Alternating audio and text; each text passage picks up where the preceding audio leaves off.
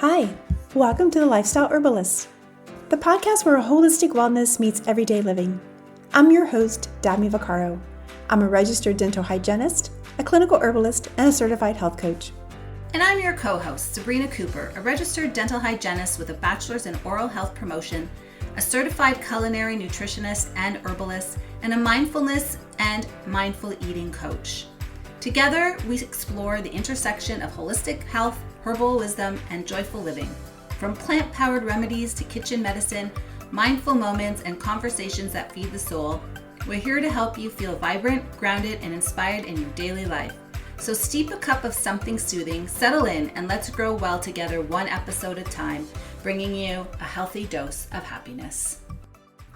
Hey, welcome back to our final episode in this series on nourishing our body with minerals.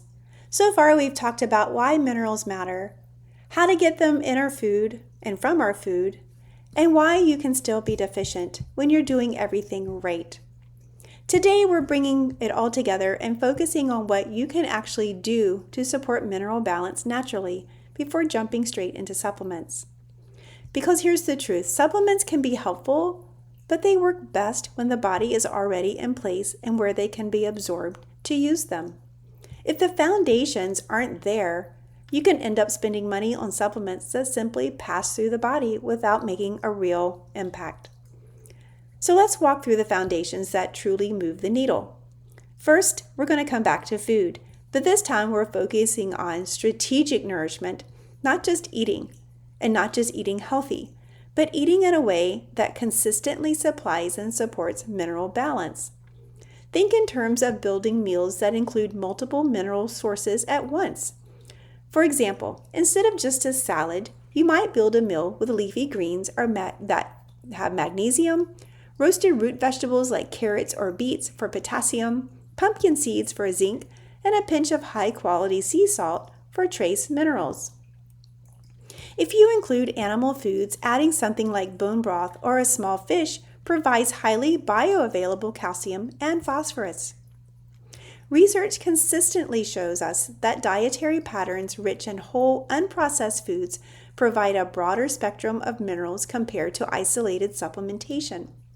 Whole foods also contain cofactors like vitamins and enzymes, and they help the minerals function properly in the body.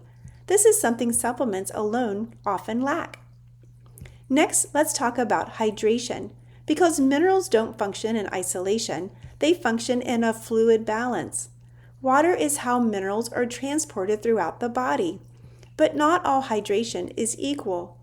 Over-consuming plain filtered water without replenishing electrolytes can actually dilute sodium and other minerals.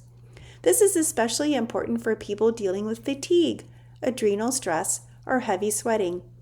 Adding a pinch of mineral-rich salt can be helpful, or incorporating broths into the mineral-rich beverages can also maintain that balance.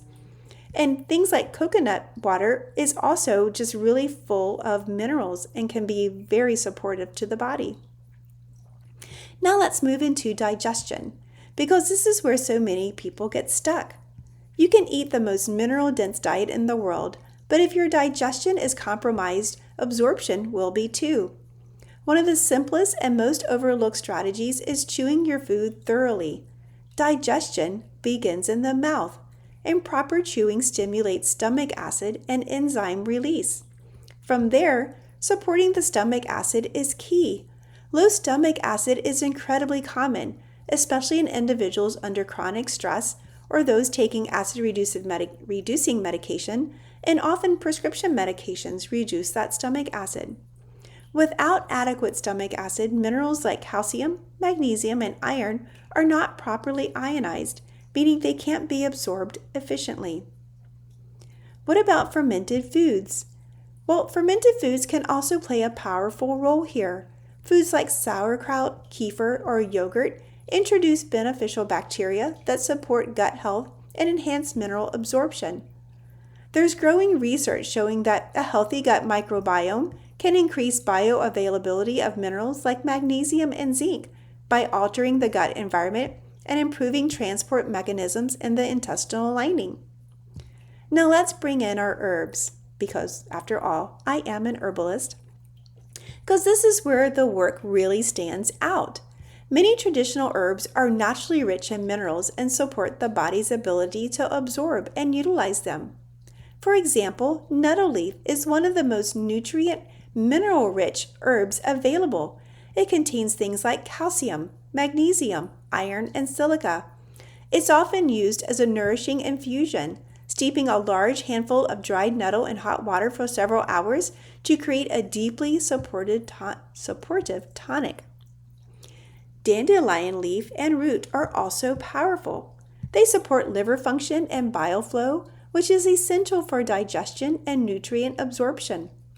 Alfalfa is another mineral-rich herb that has been traditionally used to support overall vitality. These herbs don't act like supplements. They work gently over time to rebuild the body's mineral reserves while supporting the systems responsible for absorption. We also can't ignore the role of stress, because let's face it, we all have it. As we discussed in the last episode, chronic stress depletes minerals, especially magnesium and potassium. This means that no matter how well you eat, if stress is not addressed, the body will continue to burn through its mineral reserves. Simple daily practices like walking, breath work, or even stepping outside for sunlight can significantly reduce this drain. Research on stress physiology shows that regulating the nervous system helps conserve minerals and improves overall nutrient utilization. Another important piece is reducing what we call mineral blockers. These include excessive caffeine, highly processed foods, and higher sugar intake. For example, high sugar consumption increases urinary excretion of magnesium and can destabilize blood sugar, which in turn affects mineral balance. Similarly, excessive caffeine can act as a diuretic and increases the loss of key minerals. So when we put it all together, supporting mineral balance naturally looks like this: building mineral-dense meals, supporting hydration with electrolytes, optimizing digestion, incorporating mineral-rich herbs, managing stress, and reducing factors that deplete minerals. It's not a one single change, it's a system of support. Now, where do supplements fit in all of this? Supplements can absolutely be beneficial and helpful, especially in cases of significant deficiency or increased demand. But what they should be used strategically, not as replacement for these fundamental practices. When the body is supported through food, digestion, and lifestyle, supplements become more effective and often require lower doses. This is also where personalized approaches can make a difference. Everyone's mineral needs are different, and factors like stress, health history, and lifestyle all play a role. This is why deeper assessments looking at patterns rather than just isolated nutrients can help guide more targeted support. As we wrap up this series, I want to leave you with this.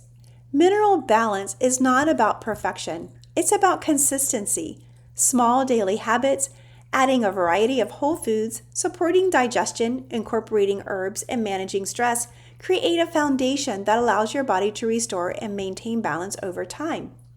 If you've been stuck despite doing all the right things, this is your reminder that your body may just need the right support to use what you're already giving it. And when that support is in place, things like energy, resilience, and overall wellness often begin to shift in a real way. Thank you for being a part of this series, and if this resonates with you and you're looking for more personalized guidance, this is exactly the kind of work I support clients with, helping you understand your body's unique patterns and creating a plan that actually works for you. Until next time, take care.